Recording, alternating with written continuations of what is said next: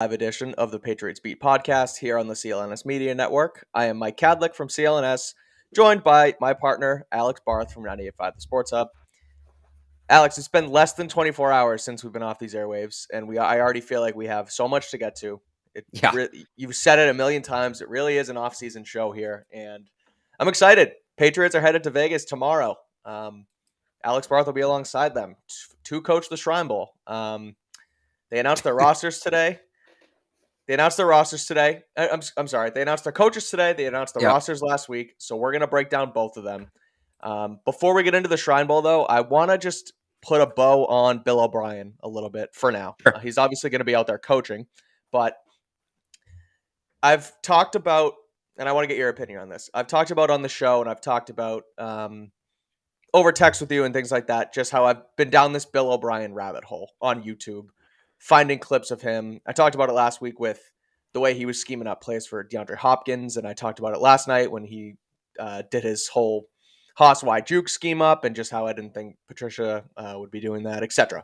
So I've been down this rabbit hole. He keeps popping up on my YouTube, and so I come across another one, and I love the teapot. I think Bill O'Brien is going to be outstanding, and I'm loving it. And so I come across this clip today on YouTube, and I tweeted it if you want to check out the full quote, but it's Bill O'Brien talking about what he wants in a quarterback. And he always tells these coaches in these teach tape videos, like, look, you just need to find your identity and what works for your team. He's not necessarily teaching his identity, but he's saying you need to find something and stick to it. So O'Brien talks about his have-tos in a quarterback.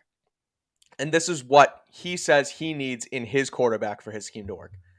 And he says his quarterbacks have to be three things. They have to be able to throw the ball accurately. They have to be able to make good decisions. And they have to be intelligent with a great football IQ. And he added to Mac that. Jones. So that's what I was going to ask you, Alex. So he adds to that as a part of all those characteristics from your quarterback, he also adds that you as a coach, as an OC, and as a quarterback's coach, you have to train your quarterback and help them develop that great football IQ. I read those three things, and I read that last part from what he's saying, and I just think those three are Mac Jones, and it's what Mac Jones did not receive last year from this coaching staff. This went, across the Twitter sphere today. I got a lot of responses. Some people said, this is Mac Jones. Some people said, so this is not Mac Jones. So I want to get your reaction to this, because I thought this was, again, it perfectly sums up, I think, what Mac Jones is and what he lacked last year from the coaching staff. So I think it sums up what Mac Jones should be and Mac Jones can be. It's not who Mac Jones was last year, obviously, but you get to that last part. The coaches need to support the quarterback in growing. A lot of Bill O'Brien's offense is pre-snap. He's going to put in all these different options and things and protections and hot calls, and it's basically up. He gives the quarterback an answer to pretty much any defensive look. It's just up to the quarterback to decipher what the look is and call it out correctly. If the quarterback can do that, it's a nearly impossible offense to defend. Now, you need a quarterback that can and will call that out on a regular basis, and that's working with the quarterback and all of that. So in that sense, like, Mac's a perfect fit. It's just they've got to get on the same page, and you have to hope that Mac's confidence isn't too shot from what happened last year to go up to the line and make these calls. We talked last year, we would get asked all the time, why doesn't Mac have more say at the line of scrimmage? It's not, I think people misunderstand how, like, audibles and hot routes work because they see what it is in Madden. You can't, you wouldn't know this unless you are around the game the way we are. You can't get up to the line, realize you don't like the call, and then call a completely different play. It doesn't work like that. Right. Like, as much as people think the play calls are the secret, if you go through an entire play call at the line of scrimmage, you're going to sound like Belichick right now with the Patricia thing, and you're going to say the play call doesn't matter. It's only the execution. No. I'm not saying that. I'm saying, and Mike, you played quarterbacks. Like, you can probably back me up on this. If you were to go up to the line as a quarterback and say, I don't like this play, I'm calling a completely different play, and you actually went through vocalizing the play call out loud, the defense is probably going to pick up, like, there's going to be enough information in there in a full play call for the defense to know what's coming. Am I right? Yep. Like, you can't go 100%. Up there and you can't go up there and go from, trips left, Haas wide, juke, X, whatever. And I'm just making stuff up here to, like, sure. certain words just universally mean certain things. And there's a reason you huddle up and you do it quietly. There's a Right. reason that when teams go hurry up, it's usually hand signals and multiple plays are called ahead of time in the huddle. So, everybody knows play 1, 2, 3, 4, and 5. You're just, again, this Right. is sort And of an at that point, oversimplification. but at that But, point, all you're really going to end up changing is protection and maybe a hot route or two. So right. those are hand signals in the moment, but you can't just go up and change the whole play. Right. Correct. So, what an audible and a hot route really is, you see quarterbacks do this all the time, right? They go to the helmet, alert, alert, alert. We see Mac do that a lot. Tap on the side of the helmet, call out alert. What that is, there were 2 plays called in the huddle. The alert means we're not running the first play, we're running the second play. You get to the line, if you don't like and normally one's a run, one's a pass. Sometimes it can be 2 of each, it depends on the situation. Um, it hot routes are kind of the same thing. Like, certain plays are coupled with certain options, certain audibles. You like when the quarterback calls hot, there's an assignment that comes with that. He's not just telling the receiver, "Hey, run a hot route," and then because again, what's he gonna do? Say slant? The Yeah, defense right. knows what that is. The code words, like, at a certain point, it's going to be deciphered. So, what Bill O'Brien's to bring it back to Bill O'Brien, what he does maybe the best, maybe his best trait is installing as many of these go-tos as possible pre-snap. The quarterback has so much available to him pre-snap to adjust when he breaks the huddle and gets to the line compared to maybe some other offenses. And this was something at the same time that Matt Patricia's, I don't want to say had none of, but had none of. Okay. Right. Like, so this is to me where you maximize Mac Jones. He came in as that guy that can read the defense, that can make all these adjustments, this very cerebral quarterback. Now you're going to put him in a very cerebral offense that if he makes the right read before the snap, there's a very, very high chance the play is going to be successful because it's all just quick release and stuff like that. Right. So to go back to your point and like Bill O'Brien's checklist, that's why his checklist looks like that, because he designs an offense around it. And Mac Jones is a guy who that's everything he's supposed to do well. And he did well in 2021. Didn't do it well last year, but to what extent did he have it available to do? Right. Now, here we go. He's a coach. How many times I said this, Mike? Maximize the skill set. Find a system that maximizes the skill set. Bill O'Brien's offense is made to maximize Mac Jones' skill set. I'm with you. It makes sense. You bring this guy in. He thinks that these are the 3 things you need to have. It doesn't mention a strong arm. It doesn't mention the ability to break the pocket and run 50 yards downfield for a first down. It doesn't mention hurdling guys like one Josh Allen up in Buffalo. Right. You need it above the shoulders. Quarterback is and always has been an above the shoulders position. So now the next part becomes you need other players who can fit this system. And I think they do have some guys in place who can do it, but because kind of what I'm saying, all right, so why wouldn't every team just run that? It sounds easy enough. And why are these other teams running the right? So like, to get to your point, now you've got to find, this is why like a guy like Julian Edelman works so well. Cause he was here under O'Brien. Like he was drafted in the O'Brien era. McDaniels had left. He was a quarterback in college. Like he gets this, right? That's why Jacoby Myers is good at what he does. That's why Travis Kelce's good at what he does in Kansas City. They know how to dictate. They know how to read coverage and get open for their guys. But specifically in this offense, you're looking for guys around him, and it's on the offensive line too. And they don't have to have been a quarterback, but there's a premium on football IQ. And this is where guys like David Andrews come in. This is where guys like Michael Onwenu come in.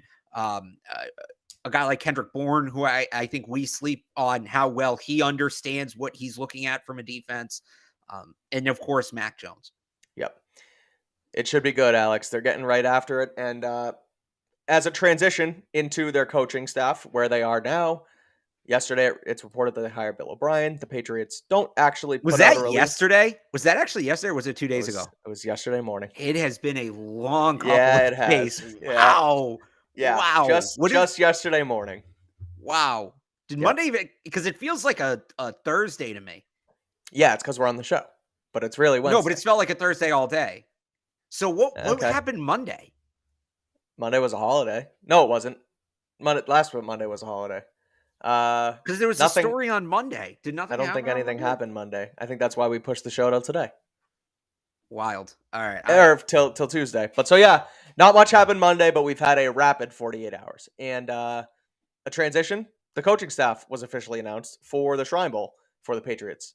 We haven't talked much Falcons. I don't know if you want to get into their roster at all. They'll be able to work with them a little bit, but let's talk Patriots coaches because I want to get they into some of the players the Falcons are going to be coaching, but Yeah. we don't need to get into the Falcons coaches. I like Yeah. Arthur Smith, love Dean Pease. That's my thought Yeah. on the Falcons coaching staff.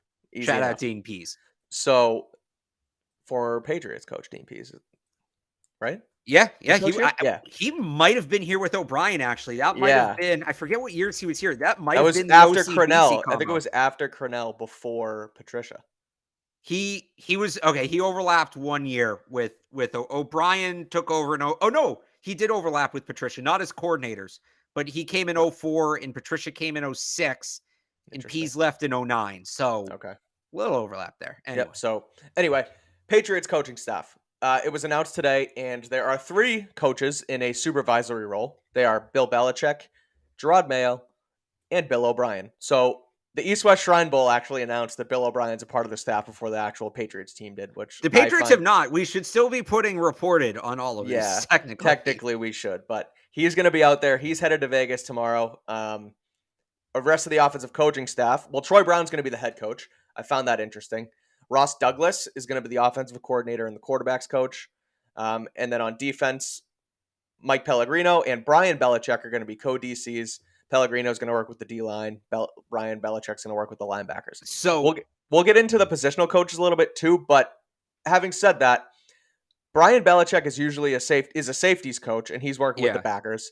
And Pellegrino is a secondary coach as well, and he's working with the D-line. So they've done a lot of shuffling around with this. Well, hang on. Let me put a pin in that real quick. Yeah. So originally we thought that Steve Belichick wasn't going because there was a report that he's expecting to have a kid, and then it comes out it was an oversight from the Shrine Bowl. So take a look there at all of it, and this goes into the support coaches as well. That second tier, the bottom of the what did Felger call it today? Like the mafia family chart or whatever. The mob, the looks like the whatever. Yeah, I forget the term he used. It was Me great. too. Because it does sort of look like that. But they look like mugshots. Yeah.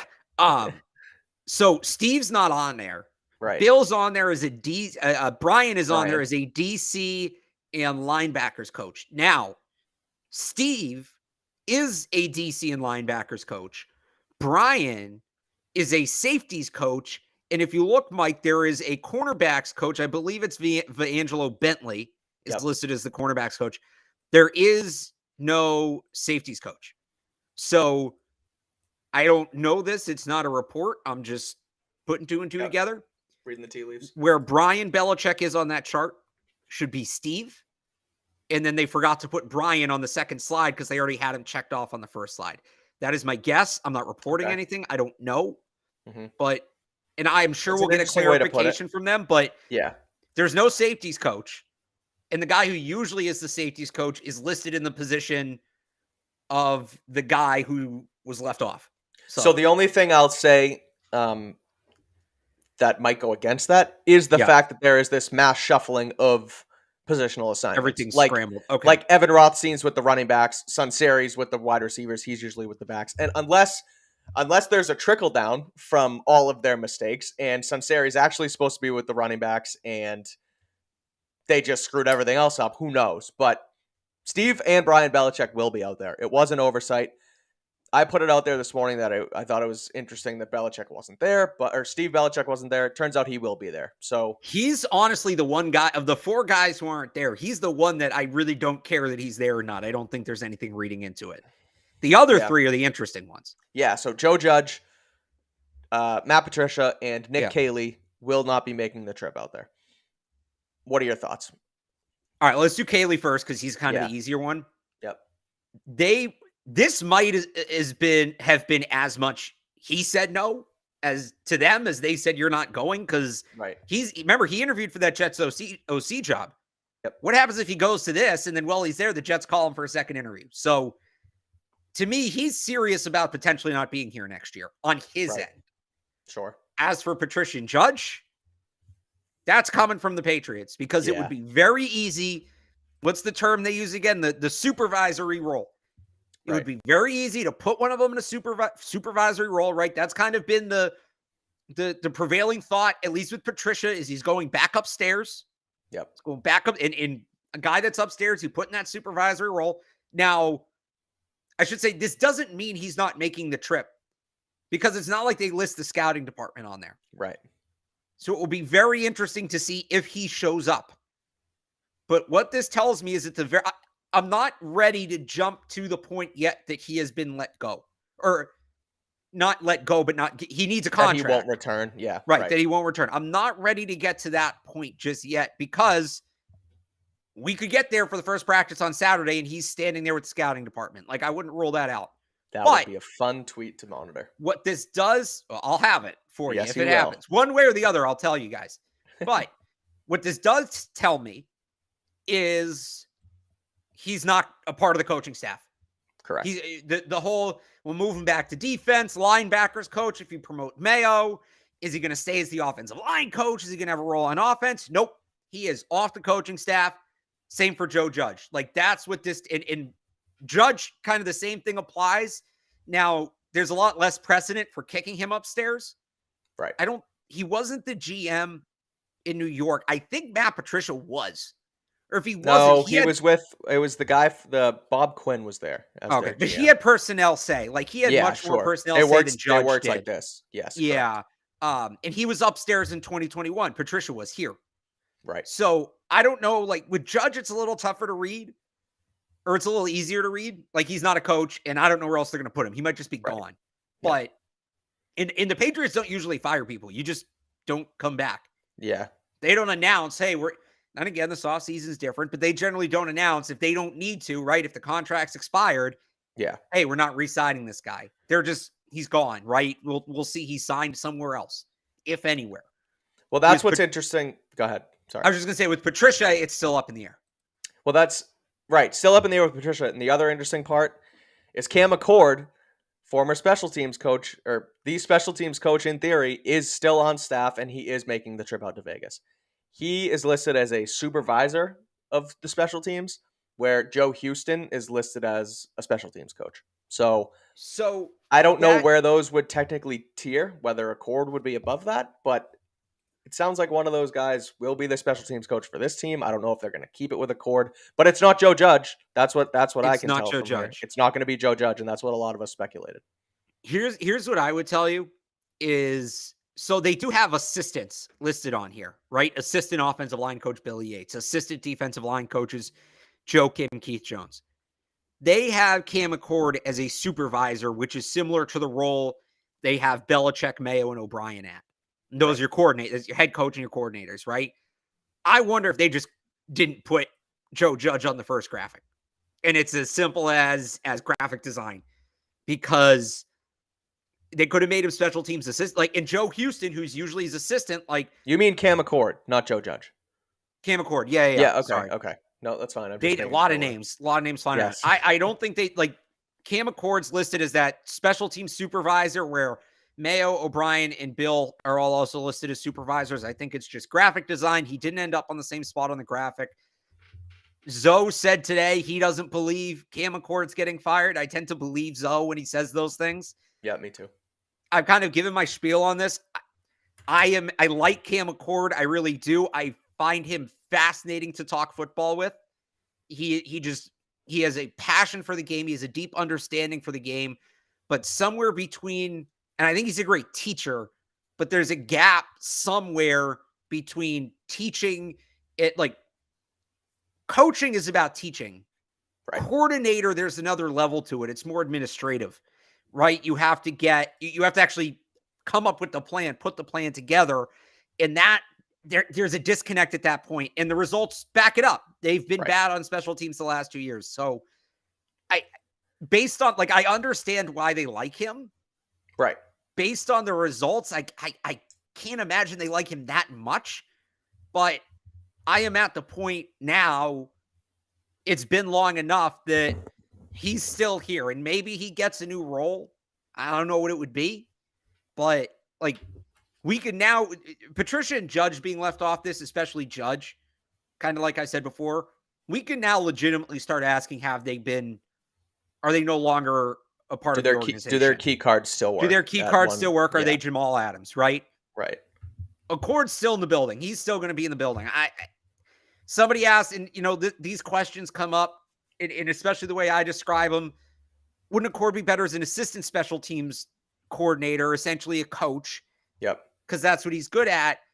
Yeah, in a perfect world, he becomes a special teams assistant, but you're asking a guy to willingly take a demotion, and there's a pay cut that's coming with that. Right. Why is he going to do that? He'll go get work somewhere else. He's been in New England. He'll go be a special teams coordinator in college. Like, he'll be fine. Right. He doesn't need the Patriots that bad. So that would be a perfect world, but I just think you can't demote a guy like that. He's either your special teams. I think he's either your special teams coordinator or he's not here. And it seems like he's going to be here unless they're moving him upstairs. Or I don't know. Joe Judge was special teams coordinator. Then they made him wide receivers coach. So yeah, I mean, who knows what role they're going to put Cam Accord in, but I think he's here. I think so too. Again, the perfect scenario seemed like it would be put Judge back where he belongs and let Accord either, like you said, be an assistant or let him, go elsewhere and find work. But it seems now like Joe Judge really did overstay his welcome here, and he didn't do the right thing on offense with the quarterback's room, and it showed. And they basically want him and Patricia to just disappear. They're probably not going to say anything about it. You're going to ask Belichick about it in the offseason. He's going to say their contract's expired, and that's probably all that's going to happen because they don't want to get into it. They don't want to admit they're wrong. So we'll see what happens. But again, that's your coaching staff. I like Belichick, Mayo, and O'Brien in those supervisory roles. There's much more of a hierarchy in this coaching staff than I have seen from them really since McDaniels left. It felt like on the offensive side of the ball, there was no coordinators. It was Bill's operation. On the offense, it was Judge and Patricia, kind of just waiting in the wind, sort of being co-coordinators, I guess. And then on defense, it was Mayo and Steve, who didn't really have an assigned place either. Now there's clearly a head coach of the defense, and a head coach of the offense, and I think that's a step in the right direction. Yeah. We'll see. But, yeah, no, it's that organizational flow chart, right? It feels like it's back. Right. So that's the coaching staff. Let's go position by position, Alex, through the Shrine Bowl rosters. We'll talk about a bunch of guys from each position. Sorry, can we get one more note in on the coaching staff? This is kind of a small one, but I think it's important. Yep, hit it. Troy Brown's going to be the head coach. Ross Douglas is the offensive coordinator and quarterbacks coach. Yep. Those are like, it's the Shrine Bowl roster, but like in theory, if you're building a staff offensively, those are the two most important roles. Head coach is an offensive guy, and then OC and quarterbacks coach. Mm-hmm. We went through that window. I mean, we're talking about last week, a week ago today. They interviewed Sean Jefferson. They interviewed Keenan McCardell. Are they going to do something different at receiver? It's Troy Brown's job in jeopardy. And Troy Brown's the wide receivers coach. Ross Douglas was the assistant. He was also the guy they were sending to all the big name wide receiver pro days last year.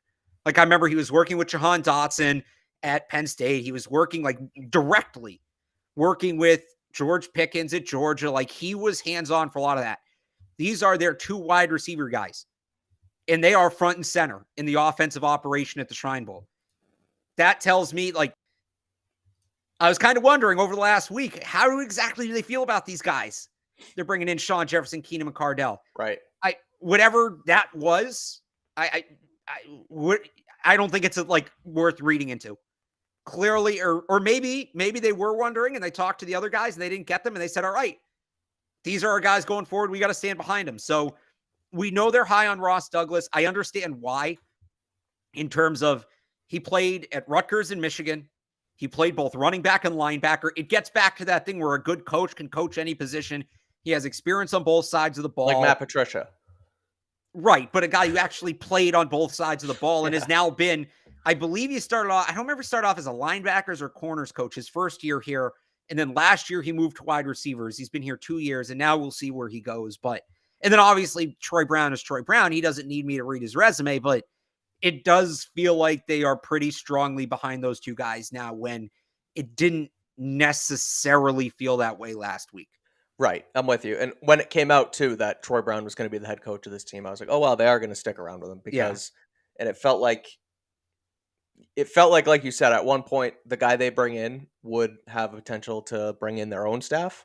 And look, I think if O'Brien wants someone here, he's probably going to get it, but it looks like they're going to move forward with at least Troy Brown and probably Ross Douglas in similar positions working with the offense. And they're just going to have an actual competent guy running the entire thing in Bill O'Brien. So that's your staff. They're headed out there tomorrow, and let's get to the rosters. We'll go position by position. We'll go offense first, then defense. But before we get into that, I do want to quickly shout out our friends at HelloFresh, Alex. It's HelloFresh.com/beat21. You get 21 free meals.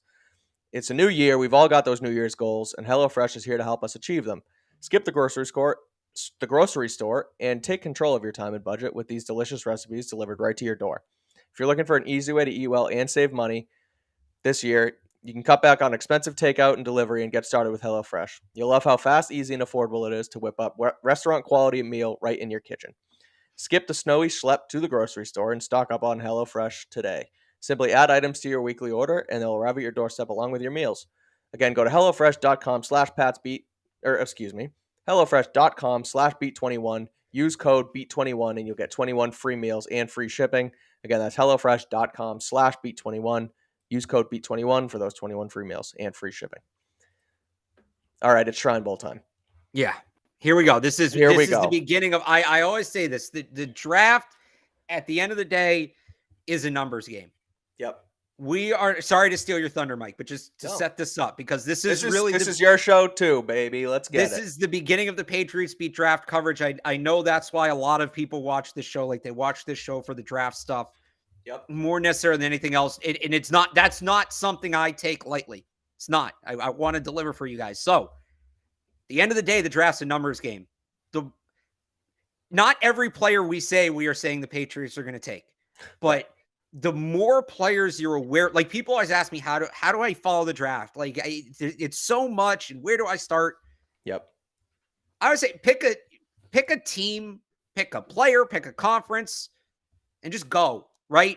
All right, I'm going to look, so for instance, Bryce Young. I'm going to look at Bryce Young. I'm going to learn a little bit about Bryce Young. I'm going to read about him for 10 minutes. I'm going to watch him. All right, now I have a baseline. Let's see who's the next quarterback. And just look at the consensus boards or whatever. If you just need names, right? Or just look at people's rankings or whatever. All right, I learned about Bryce Young. And then you can go, all right, well, now I want to see some other quarterbacks to see how it stacks up. Or, I want to see some other Alabama players. I like what I saw. And then you get into the Alabama players. Oh, I like this Alabama wide receiver, but this interesting matchup with this corner. And you just kind of build it out. It's a numbers game, because what the draft is really all about is how the players relate to one another. And what I mean by that is, right, X player is good or X player is bad doesn't mean anything.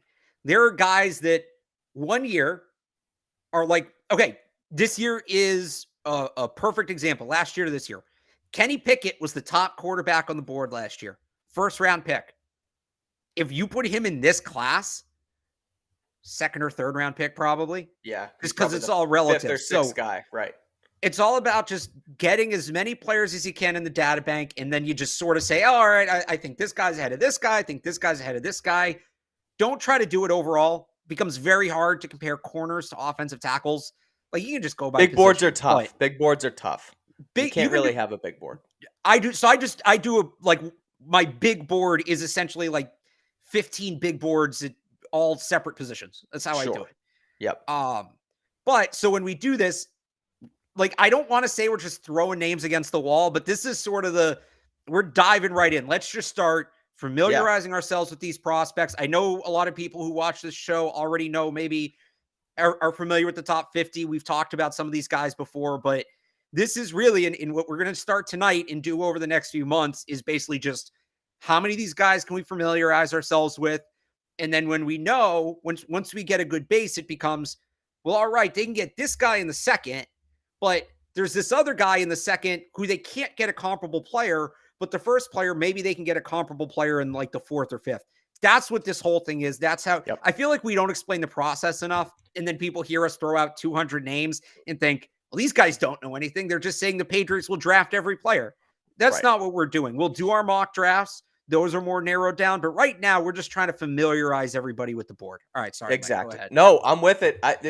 It's a good refresher for me, too. I've been watching the show before interning at CLNS. Now I'm here. I'm in the host chair. First draft season. Let's get it. It's how Let's I've do it. handled drafts too. I've been a big NFL fan for forever. I've been Yeah. following the draft since I was, middle school, high school. So that's what it's all about. You gotta recognize names, give yourself a quick scouting report, know a few attributes about a guy and sort of how he relates to the next guy. And again, it's not easy. You gotta retain a lot of information about these guys. But once you start putting, faces to names and some film and know what they're all about, that's all. That's the game here. So Yeah. let's do it. Let's talk quarterbacks. So Patriots in Vegas will be working with Dorian Thompson Robinson. He's a quarterback out of UCLA, and they're Yeah. also going to be working with Tommy DeVito, quarterback from Syracuse. Yeah. Uh, on the other side, there's also Tanner Morgan from Minnesota, Aiden O'Connell from Purdue, and Tim DeMorit from Fordham. That's a guy I've never heard of. So that's how we sort of go. That's how we're Yeah. going to go about these things. But let's start with the Patriots. DTR from UCLA. He worked under Chip Kelly again at UCLA. He's been there for I think he was a fifth year senior this year. He started I Yes. think 5 Yeah. years for the Bears, or the Bruins. So an experienced guy. Again, I don't know how much he relates to necessarily coming to the Patriots, but you never know if they throw a flyer on him. I don't think he's projected to go to be drafted right now. I think he's more of an undrafted project kind of guy. So, I mean, he's a decent prospect, right? I think he's shown leadership. He has experience out there. So, what do you think of DTR? Yeah. So of these five, like the East guys, we don't need to do a ton on quarterbacks because I don't think they're going to be super Right. into that this year. The East guy, Aiden O'Connell is like Brian Lewerke-ish. Yeah. They need a camp arm. Right. In terms of their guy, Tommy DeVito doesn't do it for me, whatever. DTR, even before I saw they were going to be coaching him, is a guy like the one quarterback I look at this year and I think I could see him here. He played for Chip Kelly. We know Bill likes Chip Kelly. He's has that experience, right? A 5-year starter. He brings some athleticism. We've seen them target. He's projected to go undrafted. We've Mm-hmm. seen them go after guys that fit a similar profile the last couple of years, whether it was Jamar Smith, the COVID year, whether it was Danny Etling going back to whatever that was, 18, a guy who had started multiple years, brought a level of athleticism, to Eric King last year, and now he's Yep. more of a quarterback wide receiver hybrid, but another guy who was experienced, who played in a system they like. Bring the guy in, valuable practice squad guy, scout team guy Right. with that athleticism, gives you something else at the quarterback position. You have him in the building, maybe you develop him. He's the one guy, like when we do our, when I always get at who are the UDFAs, people have to ask me, who are the UDFAs? Yeah. I don't know because I don't know who's getting drafted and who's not. Sometimes it can be tough. DTR is a guy that they almost always sign one UDFA quarterback. Yeah. And we'll see what happens with Brian Hoyer, right? If he's gone, they want 4 arms in camp, at least 3, ideally 4.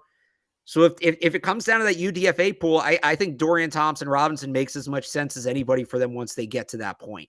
I wouldn't pick him. I wouldn't draft him. Right. No, they But won't. I could see him as a UDFA, and they'll get a good look at him this week too. So they'll really get a good idea of what he's about.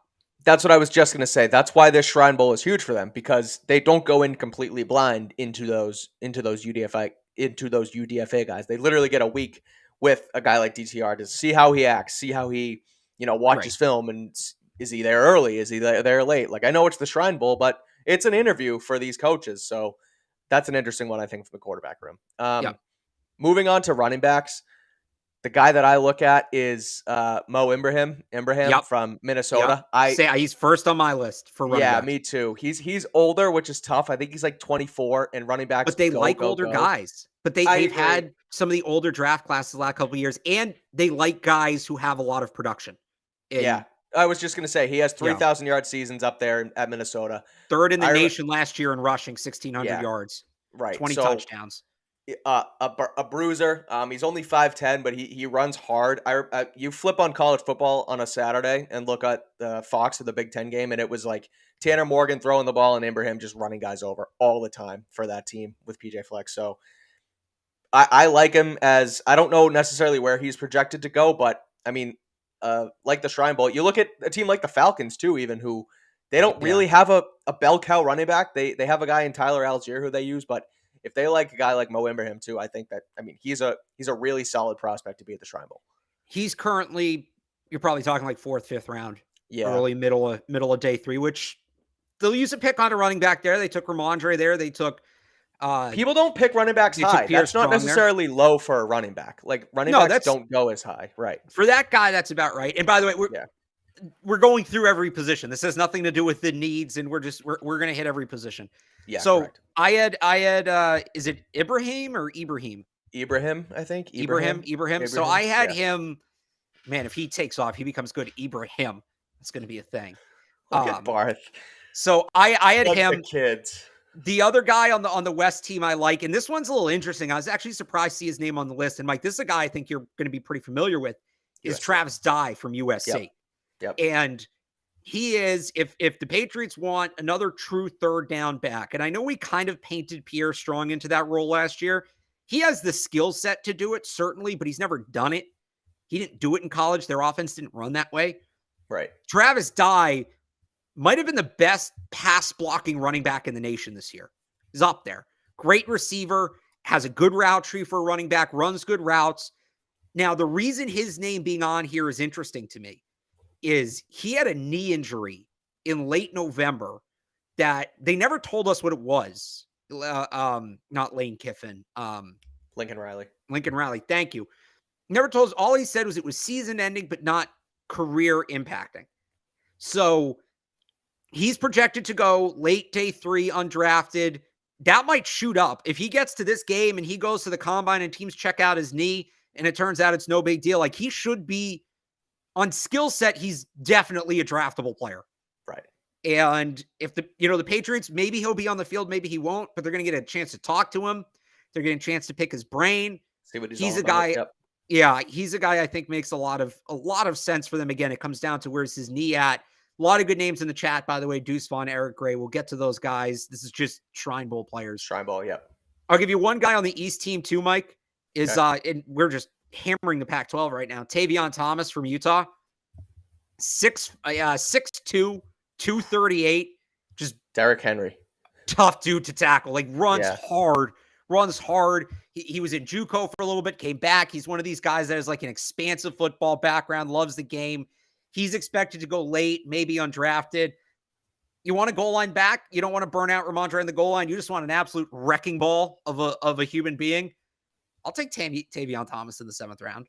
I think he was a team captain too. Like he's got the head for it. He just another guy that like we tier it, right? Who are the guys? Bijan Robinson is at the top of these tiers. Now they're not going to use their 1st round pick on a running back. So Bijan Robinson's out.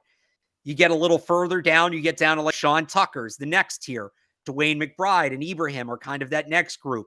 Izzy Abadakanda from Pitt, and you keep going, and I put Tavion Thomas further down, and then you really go down there, you get into like, I don't even know some of the guys further down, but like that's right. So Ibrahim and Thomas, comparable players.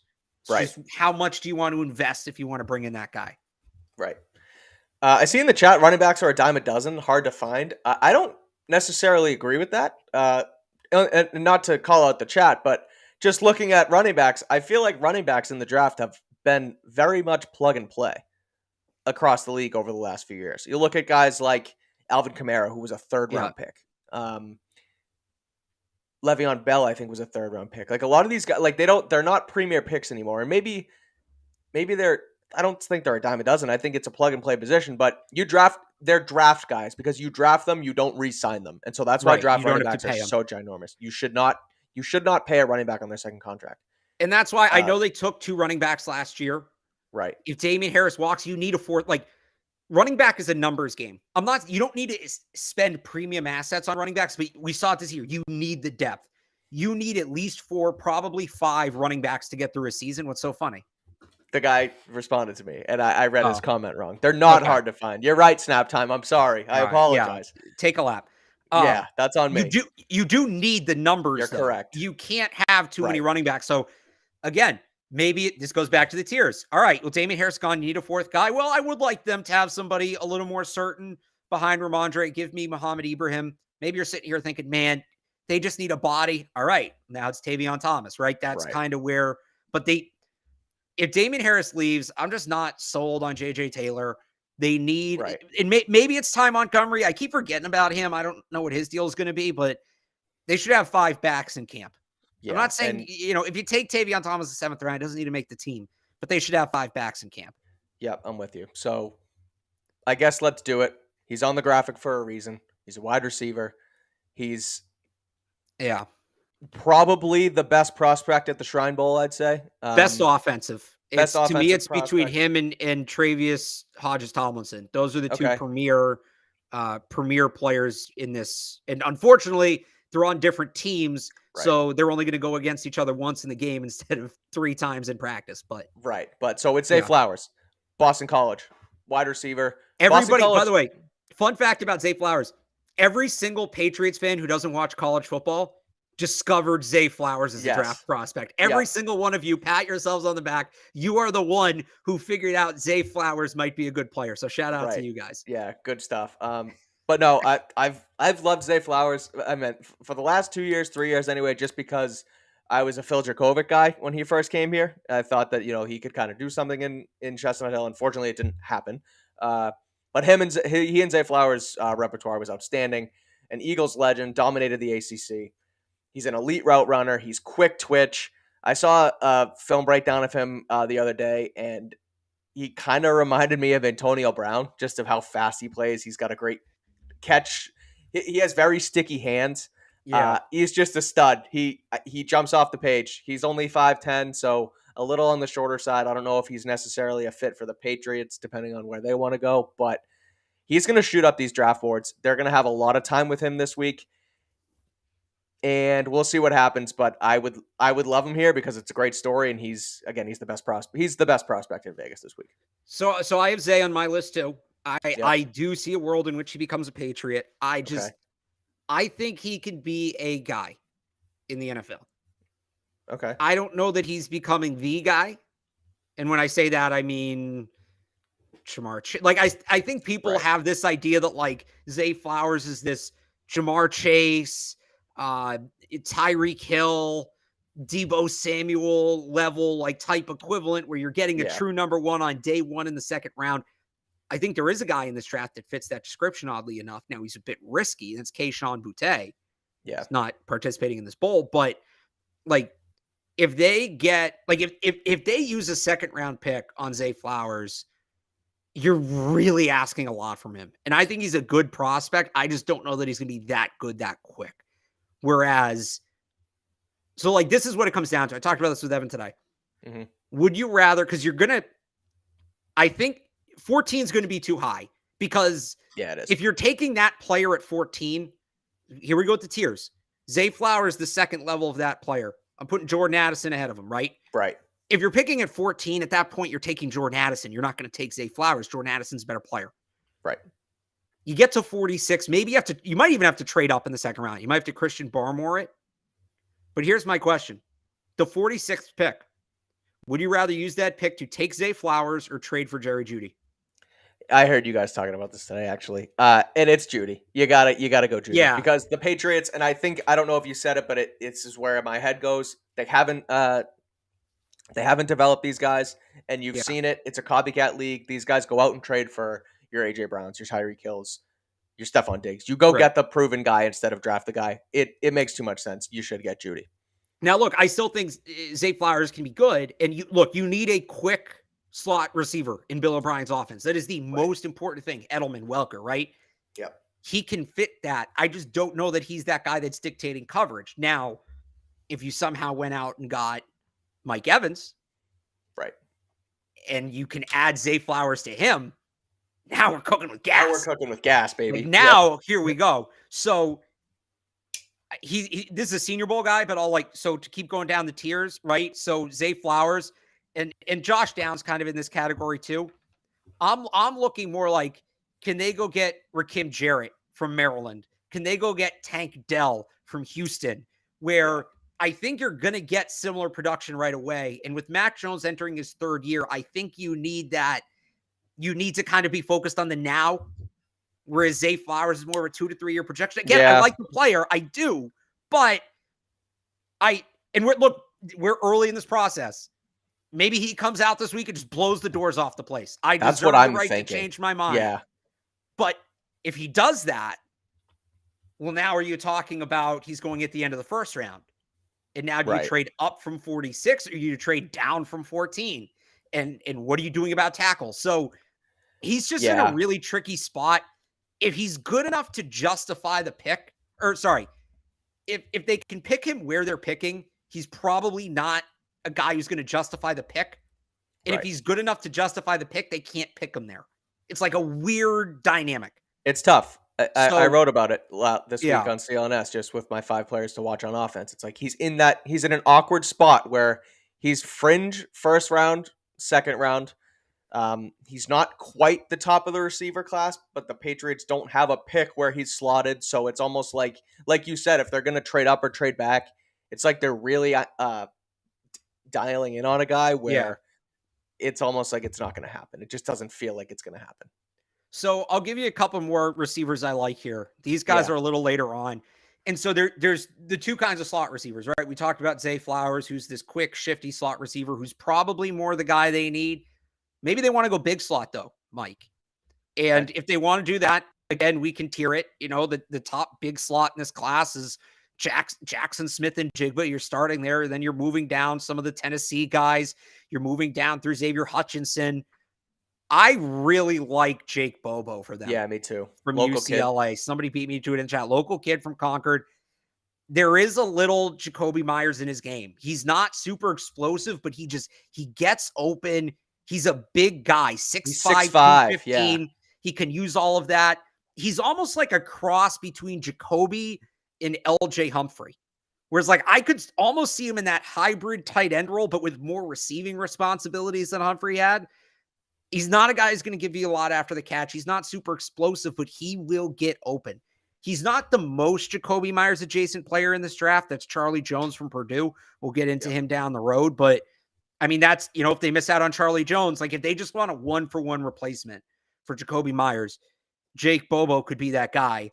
And then one other guy, honestly, just a guy I'm a huge fan of. I don't know that they're going to draft him. So Bobo's supposed to go like 5th round, 6th round. Bryce Ford Wheaton, Mike, I think I've blown you up about this guy. West Virginia, balled out in the backyard brawl, balled out in like every rivalry game West Virginia had. Big game player, 6'3", 225, jump ball artist. He's an artist, Mike, when it comes to 50-50 balls. The problem is, as a receiver, he doesn't do much besides that. Yeah. This is a guy you're taking in the 7th round as a UDFA, turning into a red zone threat. The one other thing he does bring to the table, though, Mike, he is excellent on special teams, especially as a gunner on the punt team. He has a knack to get down the field. And like he did this 2 or 3 times this year where he got to the returner just as the ball got there, hit him simultaneously, legal hit. It's a fumble. West Virginia gets the ball back. They're going to need to replace Matthew Slater if he retires. That's Matthew Slater's role. Like Schooler replaced Justin Bethel. I know we think Schooler's here to replace Slater. Well, Bethel left. So, and by the way, Flowers, Bobo, Bryce Ford Wheaton, all working with the Pats. Yep. He's also just, I mean, he's so fun to watch. You just watch Bryce Ford Wheaton. There's like a 10-minute compilation on YouTube of him just mossing guys all season. So, personal favorite of mine. Don't know if he's as realistic as the other guys, but somebody I'll be watching. So one other guy I want to get to that the Patriots are working with is Dallas Daniels, Jackson State. Worked with Dion. He was Shadur Sanders, who is now the quarterback at Colorado. That kid's a stud too. I don't know who watches. You might watch some Jackson State out there. Well, you'll see him at Colorado this year. Right. You'll see him at Colorado. I'm just saying, you know, Jackson State finds their way. They went 12-1 this year. I think they lost their national championship. But Dallas Daniels, he's 6'2". He's 170-ish pounds. He was Jackson State's second leading receiver. And according to an SI, actually, draft profile, which, again, it's not official, but he ran a 4.3, which is pretty damn fast. So he could be a gadget guy. I just like the fact that he worked with Dion because I really like what Deion Sanders has done from a collegiate level, just as far as building programs, right? You look at, there's guys that just garner respect, like even Herm Edwards, and he's a Belichick guy, right? That's where N'Keal Harry came from. So don't think N'Keal Harry is Dallas Daniels, but I think with his size, his speed, And the fact that he learned from a high quality coach in Deion Sanders, I would be interested to see a Jackson State guy come here. And I think it's interesting that they'll be working with him out there too this week. Yeah. Yeah. I'm not So as familiar with him. I'm going to like some of these guys I'm going to kind of learn yeah, on the fly this week. So I he's in that wasn't category. I wasn't frankly until I saw Jackson State, and so I started to look into him because of So the Jackson State name. Which and that gets into if you want to follow the draft, like something as simple as that. That's a great. right. Oh, hey, this guy goes to school. I know their coach. Yeah, Yep. let me look at him more. And by the way, for the record, there's always whether it's the Senior Bowl or it's the Shrine Bowl. There's always like I go into this week and I have like my 20 guys, and I'm like, I didn't possibly miss anybody. These are all the guys worth watching. Right. And one of my 3 favorite players is a guy that wasn't even on my radar. Like I'm trying to remember who it was from the Senior Bowl last year. I think it was Jalen Watson, the corner from Washington State, who's with the Chiefs now. Didn't have him on my radar going in, and then he had a great week, and I was like, oh no, Jalen Watson's the guy. Like, so there'll be whether it's what was it, DJ Dallas, right? Is his name? Dallas Daniels. Dallas Daniels. Who's DJ Dallas? DJ Dallas. He's a running back for the Seahawks. Okay. DJ Dallas. Dallas Daniels. I guarantee you there will be one guy that his name won't even be said tonight, and I'll come back on the next show and be like, yeah, no, he's the guy. He was the best guy there. We missed him. So let's continue on. Let's get to fullbacks and tight ends. But before we do, I just want to talk about Rocket Money. RocketMoney.com/PatsBeat. Go check it out in the lower third down there. You probably don't know how much your subscriptions really cost, Alex. Nearly 80% of Americans have subscriptions that they completely forget about. Most Americans think they spend around $80 a month on subscriptions when actually it's closer to $200 or more. It could be an Amazon Prime account, Hulu, ESPN Plus, whatever it is, they're draining your bank account. You could be wasting hundreds of dollars a month on subscriptions you didn't even know you were paying for. I don't do that anymore, though, because I now use Rocket Money, used to be known as Truebill. The app shows you all your subscriptions in one place and then cancels for you whatever you still don't want. They'll even find subscriptions you didn't know you were paying for, and they could find out that you are actually double charged for a subscription. So you use the app, you put in all your info, and if you want to cancel something, there's a big fat cancel button. You click cancel, and Rocket Money takes care of the rest. So get rid of those useless subscriptions with Rocket Money now. Go to rocketmoney.com/PatsBeat. Seriously, it could save you hundreds of dollars per year. That's rocketmoney.com/PatsBeat. Cancel your unnecessary subscriptions right now at rocketmoney.com/PatsBeat. All right, let's get back to it. Tight end, fullback. There's 2 guys. I think I talked about them last week when the rosters came out, but I want to get back to Jack Coletto again. He's a tight end / fullback, and I just think that he's very versatile. Tight end / fullback / linebacker. He played linebacker at Oregon State for the Beavers. So a guy that plays all over the place, could come in as a special teamer. You just look at versatility, and it's like it screams Patriots. And he won the Paul Hornung Award for the most versatile player. A bunch of Patriots did that in the past. Marcus Jones, Jabril Peppers. Yeah, so I think it's almost like the way they assign these rosters when the things come in. It's like, oh, we need to give this guy to Bill Belichick because he's going to love him. He's going to know how to use him. So I'm excited to see what they do with him this week. Well, okay, so they did get him, but they didn't get Derek Parrish. That's fair. The same thing. But there's another guy who I want to talk about on the defense the Pats do have, but continue on. Okay. So yeah, I like Coletto, linebacker, fullback. Now, O'Brien's offense doesn't use a fullback. It hasn't since he was with the Patriots. He didn't use a fullback in Houston. They use that move tight end. Jonnu Smith is essentially a fullback in Bill O'Brien's offense. So I'm not totally sold on the idea that they're going back to having a traditional fullback, but if you have a defensive end who you can use in a fullback in the fullback role when you need to go jumbo, might not suck. And like Coletto's projected to go late, right? Or later.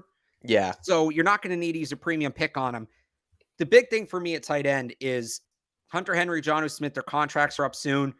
I don't think they need to spend super high on that guy. I know people want Michael Mayer, and yes, I pronounced his name wrong before. I apologize. I know people want Michael Mayer. Picking him as high as you have to pick him, you're not really improving the team in the way you need to improve it. Exactly. He's not a guy that's going to dictate coverage. He doesn't add a ton of speed to the offense. What they should look to do at tight end, early, middle of day 3, find a project player, let him redshirt for a year behind Jonnu Smith and Hunter Henry, and then next year, boom, he hits the ground running. That guy to me is Luke Schoonmaker from Michigan. 6'6", that was mine 250. He's going to be everybody. He's a big kid from Michigan that's supposed to go in the 4th round. It's a no-brainer. Right. This is like Marcus Jones last year. We were all taking Marcus Jones with that 97th pick in our mock drafts. Yep. Whatever their first fourth round pick ends up being, which we don't know yet because of the comp picks. Everybody under the sun is going to have Luke Schoonmaker, 6'6", 250, capable receiver, improved as a blocker last year. Get him in the building, let him learn for a year, and let him loose. Like, I think that's the play. That's the obvious way to go. Yeah. The one other guy I have down is if you like I said before, O'Brien's probably not going to use that traditional fullback. It's going to be that move hybrid tight end. Right. And there's a guy at Princeton at Tennessee. His name is Princeton Fant. He's Noah Fant's cousin.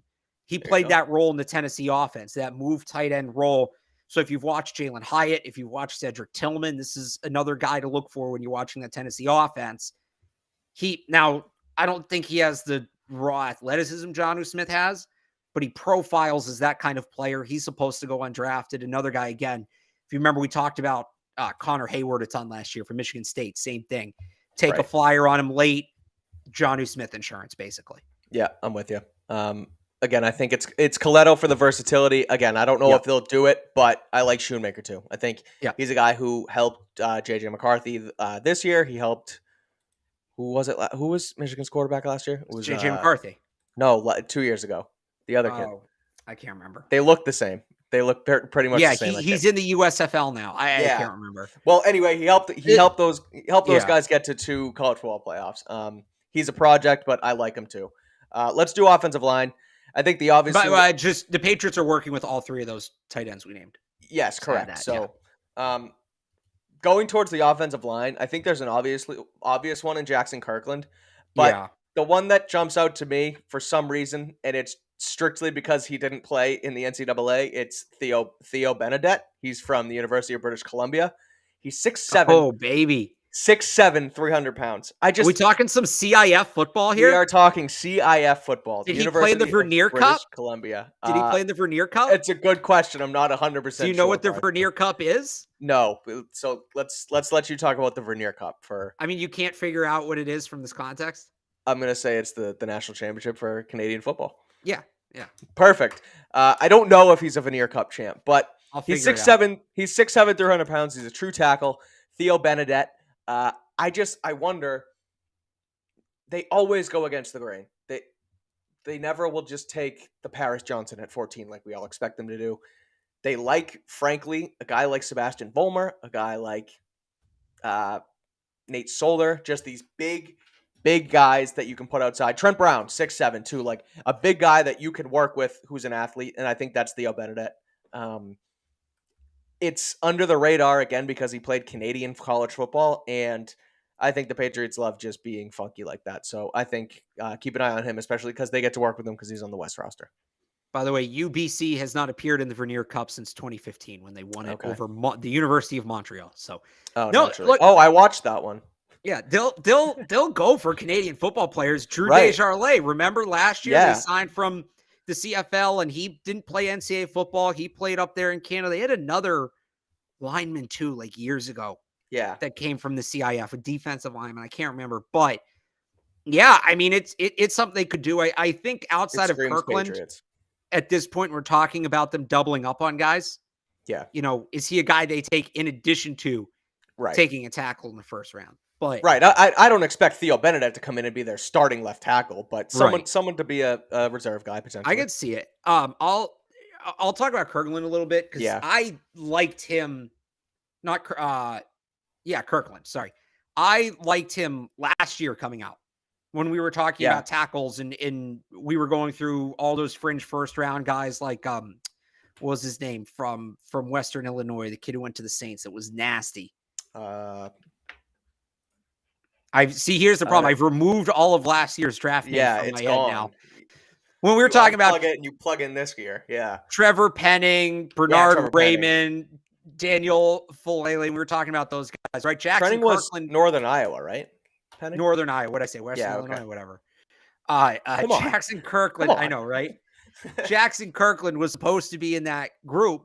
And that he was an all Pac-12 left tackle at the University of Washington. And then he had an ankle injury. And he was basically like, well, I can't do the combine. I can't do the Senior Bowl. I'm going to go back to school and do another year and like ensure him a first round pick.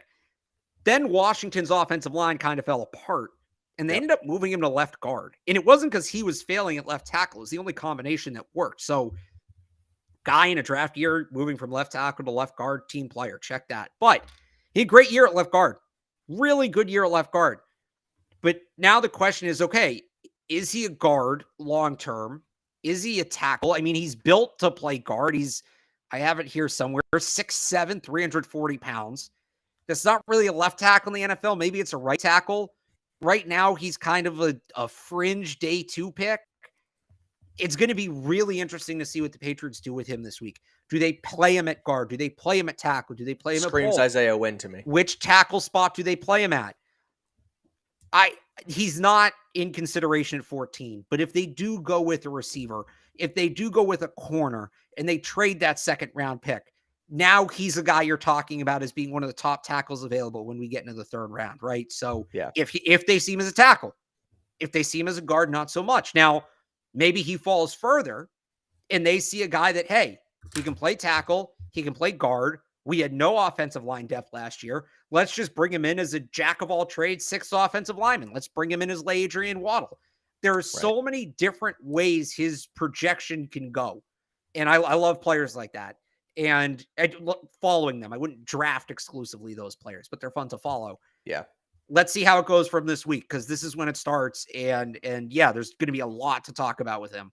The one other guy I'll throw on is Dalton Wagner. He's kind of budget Jackson Kirkland. He was supposed to also come out last year, would have been like a mid-round pick, went back to school. Now he's supposed to be a late pick. Just 5-year starter. Like, there's no real ceiling. He's a solid offensive lineman. He's a guy you're going to have around, and they need depth. You're not drafting him to step in and be left tackle, but if they've already taken a tackle, right?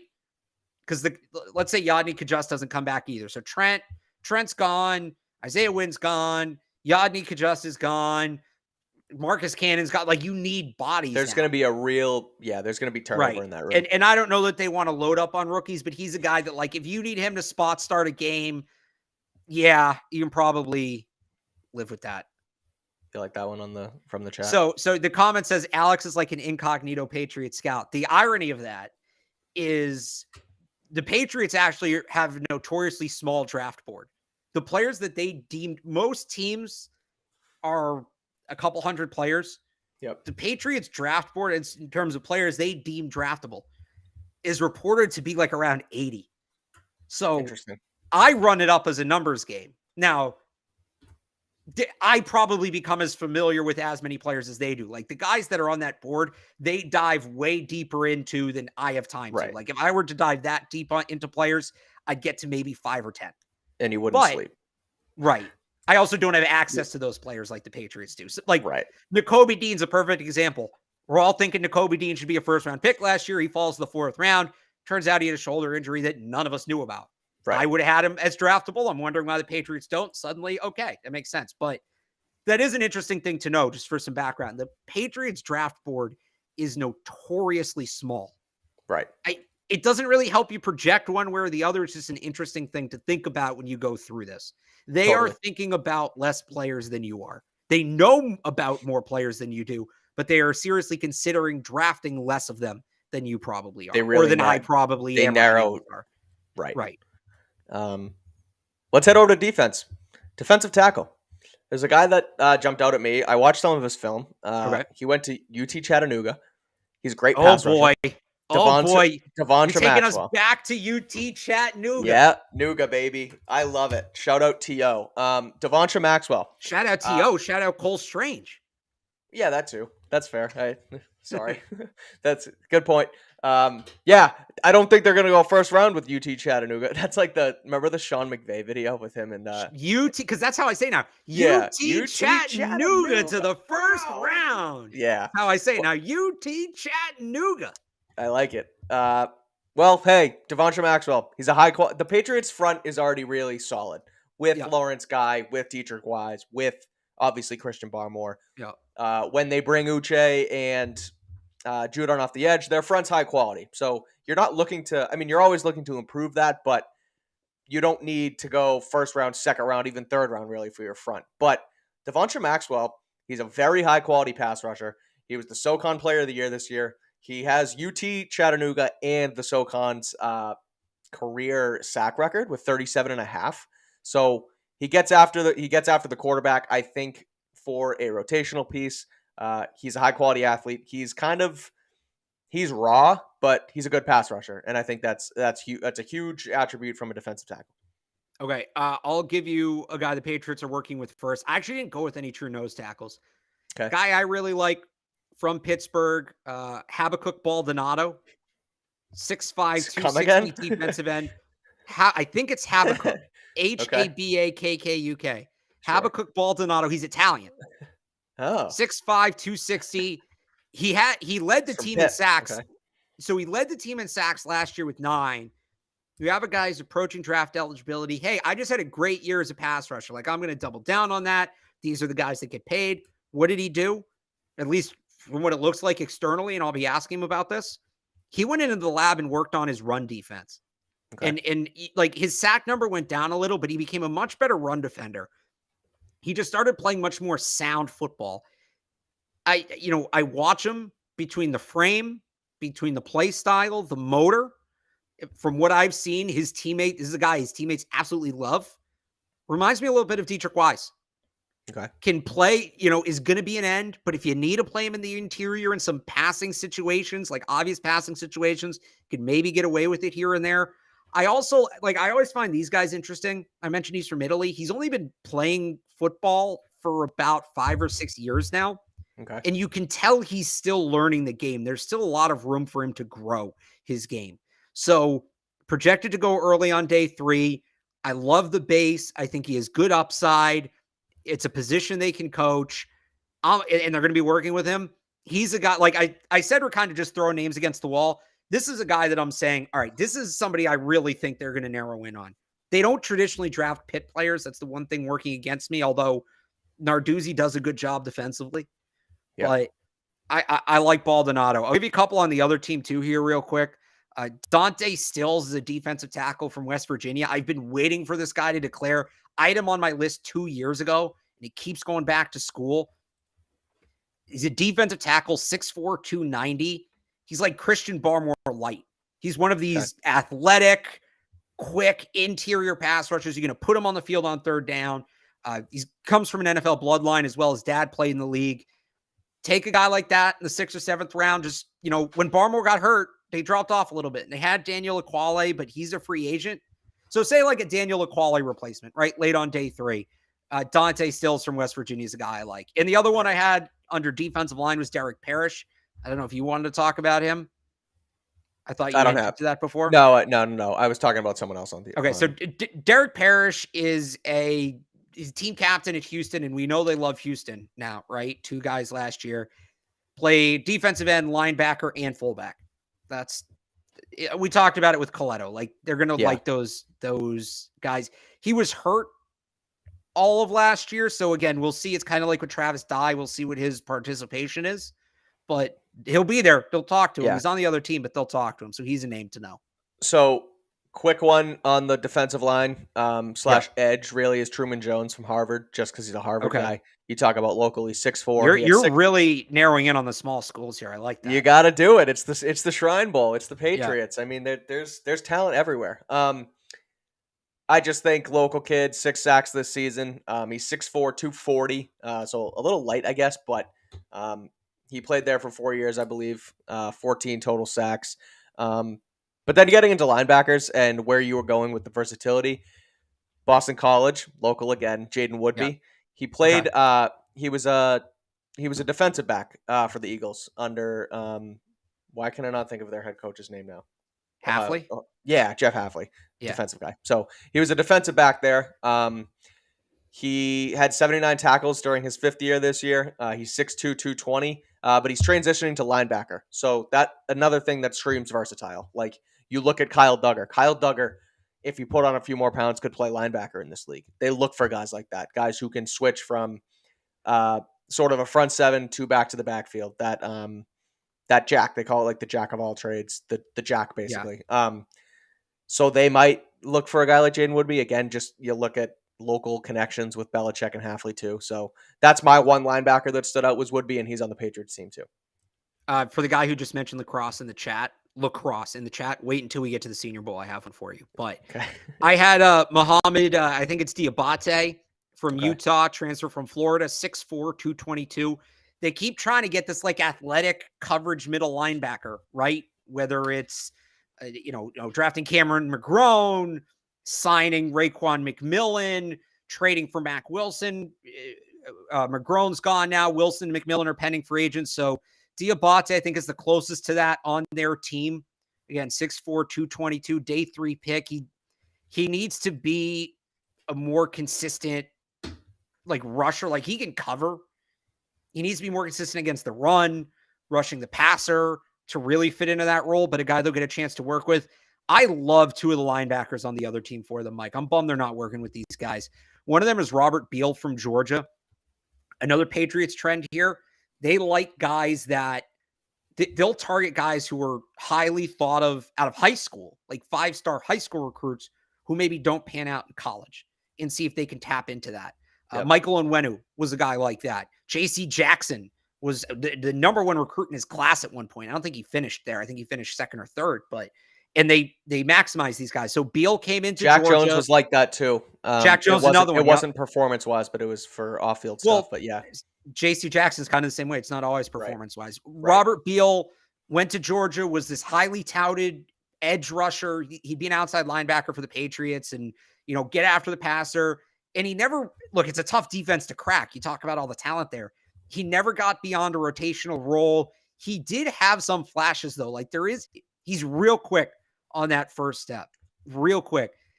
That's a guy that, hey, we can get him on day 3. He was a highly touted recruit.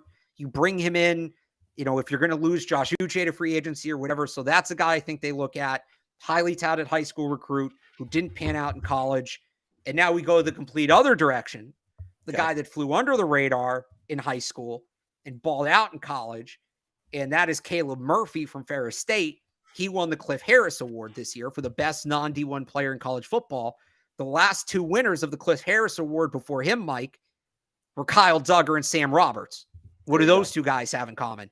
And Roberts, by the way, also was in the Shrine Bowl last year. Yep. So Ferris State's D2. I get the numbers are inflated. I don't care what level you're playing at. 25.5 sacks in 15 games is impressive. Yeah, it's ridiculous. Like there's something there. I'm not saying he's going to do that in the NFL. Right. And I haven't seen a ton of him because he's at Ferris State. This is a guy I'm going to be watching very closely this week. He's like, there's something there. I don't know what it is yet. But look, they've taken the last 2 Cliff Harris Award winners and now they're up close and personal with this one. He's a name to know. He's a name to have on the list. All right. I like it. Before we wrap with the secondary and a kicker, I do want to quickly talk about LinkedIn, Alex.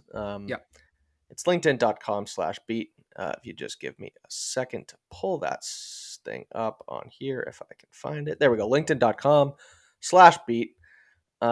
These days, every new potential hire can feel like a high-stakes wager for your small business, and you want to be 100% certain that you have access to those qualified candidates that you deem available. And that's why you have to check out LinkedIn Jobs. LinkedIn Jobs helps you find the right people you want to talk to faster and for free. We use LinkedIn Jobs here at CLNS Media, and we truly can't recommend it enough. It's super easy to post your job. Then you just add the listing and the purple hashtag hiring frame to your LinkedIn profile to spread the word that you're hiring. We're now into January, and it's the perfect time to add that right team member to start your 2023 strong. It's why small businesses rate LinkedIn Jobs number 1 in delivering quality hires versus leading competitors. LinkedIn Jobs helps you find the right qualified candidates you want to talk to faster. Post your job for free at linkedin.com/beat. That's linkedin.com/beat to post your job for free. Terms and conditions apply. LinkedIn.com/beat. Okay. Corners. I know there's a guy you want to talk about who was a college football playoff participant.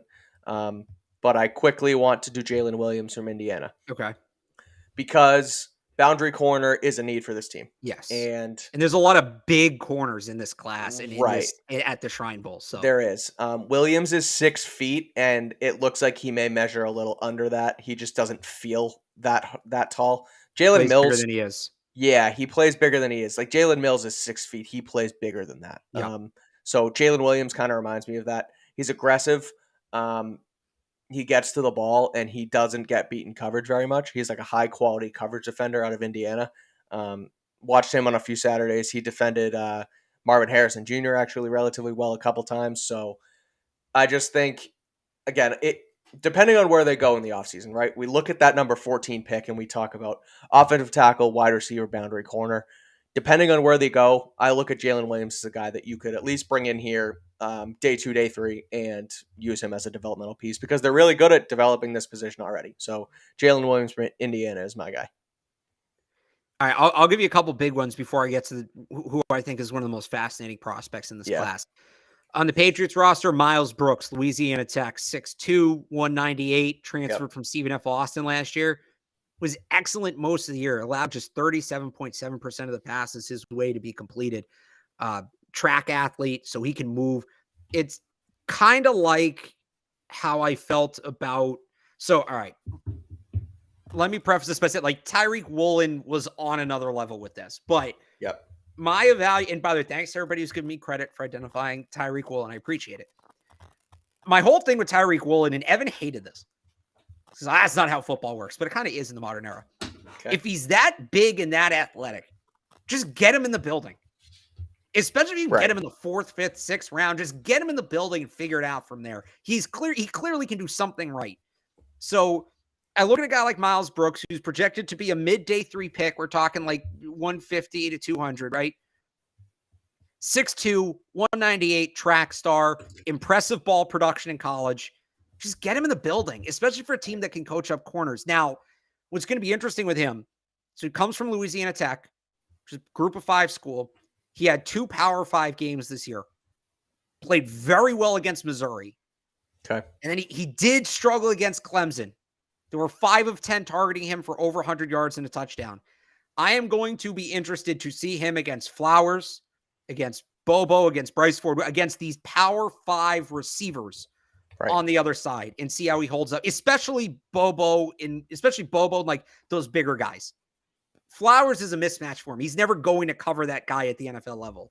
But the how does he look against these X receivers? There's an equivalent player to me on the East team. That's Lance Boykin. Same thing. 6'3", 200, great motor, elite athlete, big, long arms. He's coming from Coastal, right? Yep. How does he match up against the top talent? And if he looks good enough with that build, with that athleticism, just get him in the building. All right, now let's do Travius Hodges-Tomlinson. Yep. He is probably, you can talk about Keely Ringo all you want. You can talk about Joey Porter Jr. all you want. In terms of just technical ability, he is the most technically skilled corner in this draft. But he's a projected 4th round pick. Why? Because he's 5'8". And he's played exclusively on the boundary at TCU. Actually, he played a little safety. He didn't even play in the slot. He played safety or on the boundary. So, but it was like 680 of like 710 snaps on the boundary. If you draft him, you are either committing to playing a 6'8", a 5'8". I think I said 6'8" before. You're either committing. No, you said 5'8". I did. Yeah. You are committing to playing a 5'8" corner on the boundary, or you're having him learn a new position. Right.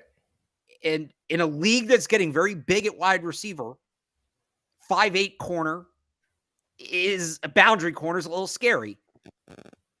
Now, the Patriots specifically, are they going to look at the success they had with 5'10" Jonathan Jones on the boundary and 5'8" Marcus Jones on the boundary and say, oh, we can make this work? We're going to get a guy with 1st round talent in the 4th round, and we can work around his height. In a bubble, that's not necessarily a bad plan, but they have Marcus Jones, right? They already have that guy. Yeah. They might still have Jonathan Jones. They need the size of the position. If they go out and get a big corner elsewhere, maybe you can convince me of it. But I just look, if Tomlinson comes out and is just owning like 6'3" wide receivers this week, the evaluation changes massively. Right. But you can't, as talented as he is, and I think he's tremendously talented. He won the Thorpe Award this year as the top corner in the nation. You can't teach size. So it's going to be very interesting to see how his development plays out here. You want to see how he can match up against these guys. And, you know, he did it. Right. He obviously, I don't want to even say he held his own in college. He was the best corner in the nation, and his team went to the college football playoff and the national championship. So, like,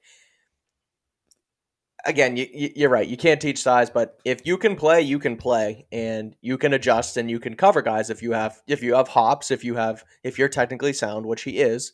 So that'll be interesting. And it's again, this is why I think I've said it 3 or 4 times today, but it's why these being a coaching staff at the Shrine Bowl is so important. You get Right. in front of these guys for 5-6 days and learn what their tendencies are. You get to literally put helmets on them and let them run routes against each other. And they're not going to hit this week, but you get to see how they play football. And that's The why I think, one-on-ones, I mean, it's like right. training camp. The one-on-ones are so valuable. Yeah. So valuable for this stuff. Yeah. So he's an interesting one. Do you have Yeah. any more corners before we head to safety? No, I have a couple safeties. I have two Okay. safeties. So my one safety, I think you have him too, but Trey Dean the third from Yeah. Florida. Yeah.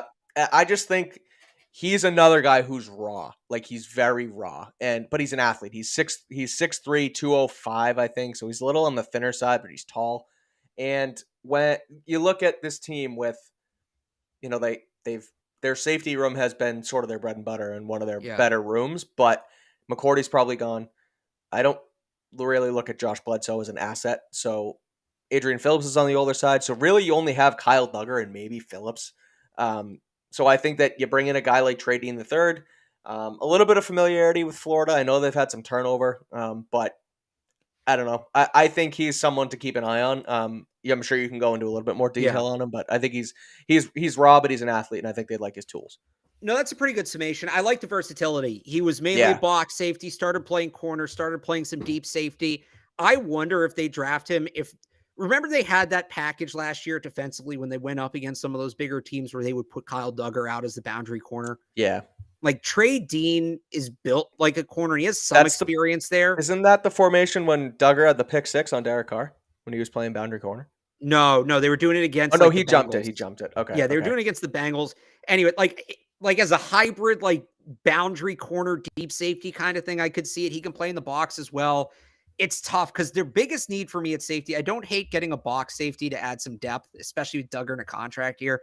Their biggest need is a true free safety, which is so hard to find. There is one guy, he's on the other team, he's on the East team, but a guy I'll be watching, Gervarius Owens, shocker from Houston. Kind of really all in on the Houston program here, but they're going to be a Power 5 program in a year or 2 years. Yeah.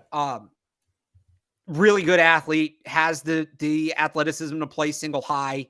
So that's, I wish he was on their team because he looks like a Patriots safety. He looks like a Patriots free safety. And he's a guy I think that they would like a close look at. Yeah. One thing I'm going to ask, and I don't know that I'll get an answer to this when I'm out there, and this could tell us a lot. I don't know how they picked the teams. I thought East-West was literally guys from East colleges and guys from West colleges. It did used to be that, but you have UCLA, Jake Bobo with BC's A Flowers on the same team. So that's out the window. Yeah. I don't know if like the Shrine Bowl just, all right, one here, one there, one here, one there, or if the coaches have a say in who they get. That would because it would be really interesting if like Bill was like, hey, let me work with this guy. Hey, let me work with that guy. Yeah. So I'm going to try to find that out when we're there. But this is one where like, I bet if they had a choice, the Patriots would have liked to work with Gervarius Owens. Just a hunch. Yeah. I guess I'm looking at names and positions right now, just at the rosters, and you look at Christian Eisen from Rutgers. They like Rutgers guys. No, so here's the thing. That's kind of an anomaly. Like they haven't drafted a guy from Rutgers in over 10 years.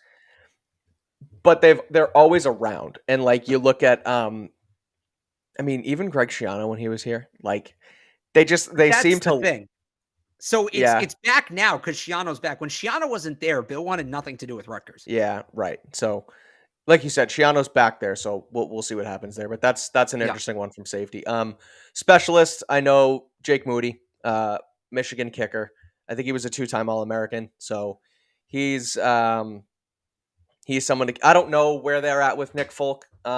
He's getting up there in age, but he's still been consistent. So they could look at a guy like Moody.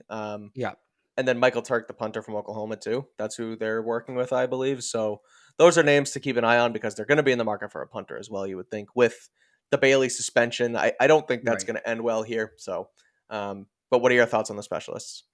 Yeah, Moody, the biggest thing with him, they like guys with experience kicking in inclement weather, right? They chose, what's his name, the guy with the tattoo over Ty Rohrwasser, thank you, over it's probably a better way to refer to him, but they took him over Tyler Bass. They took him over Goggles. It's a long show. Rodrigo Blankenship, because those two guys kicked in the South, and Rohrwasser didn't, right? So same thing. They went with Nick Folk when they had all those free agents because he kicked in New York for all those years. So there are some other good kickers in this draft, but Moody, Noah Ruggles would be the other one from Ohio State. They've kicked in that bad weather. As for Michael Turk, dad played in the NFL, or I think it's his uncle, actually, played in the NFL, but 47.2 yards per punter in his college career. That's the most by any college punter since 2000. Kid's got a boot. Yeah, we'll see how well he can control it. I'll have my stopwatch going. Oh, yeah. But both of those guys are, they're going to need both positions. It's guys they're getting a close look at. I think the other punter is from Wingate? The other punter is from like an NAIA school. Yes, Wingate. Ethan Evans. Yeah, and who's the other kicker? Do you have it there? Andre Smizin from Sisman. Yeah. Sisman. All right, he's from Syracuse. He kicked in a dome, so you can write him. They're not drafting a dome kicker, but these two, the two on there, they got the two that realistically I think they would be more interested in Moody and Turk. Yeah, I agree. That's another one that you think maybe they have a say in their roster, right? Because a guy in Turk who it was Matt Turk, didn't he play for the he played for a bunch of teams. Yeah, but the Ravens were one of them. And that's one where, here we go. Oh yeah, no, they drafted the teams. Bill, the first two guys he made sure he was working with, right? He let the Falcons get these other guys. He took Moody and Turk. He wanted to work with them more than anybody else. Oh, that's good stuff. I would not put it past him. Maybe not this year's Bill that seemingly had the talking to from Robert Kraft and said, we need to bring in this, and that. But a couple years ago, Bill would probably pick a kicker over a guy like Zay Flowers. So there you have it. I think that's our roster analysis. We just went about an hour and a half here on Patriots Beat. So I appreciate you guys all listening to us rant and rave about these guys. That's what happens during draft season. I was going to say, these are going to get longer and longer, and that's okay because this is an off-season show. So we appreciate you guys sticking around, populating that chat, and learning with us, frankly. So Alex is heading out to Gillette State, to Gillette in the morning. To Vegas. To head out to Vegas. Yeah. Heading to Vegas this week. So follow him on Twitter, @RealAlexBarth. You can catch all his coverage for 98.5. And Patriots.com. So, me and Evan will be doing daily podcasts for Catch 22, starting on, maybe there'll be one Friday. We're not sure. We have to kind of get the schedule, but Saturday, Sunday, Monday for sure. And then probably Tuesday. I know some of you have found our show on YouTube and I appreciate that. Just because of the setup and we're on the road, it's going to be audio only. So they'll all be there. You just have to go get them on Patriots.com or really subscribe to Catch 22 podcast, wherever you get your podcast. But yeah, we'll be there daily. And at some point I'll be back with Mike to recap it all. Yep. I was going to say, I am covering it virtually. I got some credentials from the Shrine Bowl. I was going to say, did you do the virtual credentials? Yeah. So I'll be breaking down some practice. I'll follow me on Twitter @Mike Kadlick. I'll do a bunch of breakdowns there. Following along with, the coaches interviews and the players interviews as well. So make sure to keep tabs on us. We'll have you covered there. And then when Alex is back, we will recap what happened out there in Vegas. So again, thanks for listening. Big show. Good stuff. The off season's here. Good stuff. We'll be back next week. So again, follow us on Twitter, read our stuff, 98.5 CLNS. And we'll be back next week to talk about the Shrine Bowl. Thanks, guys.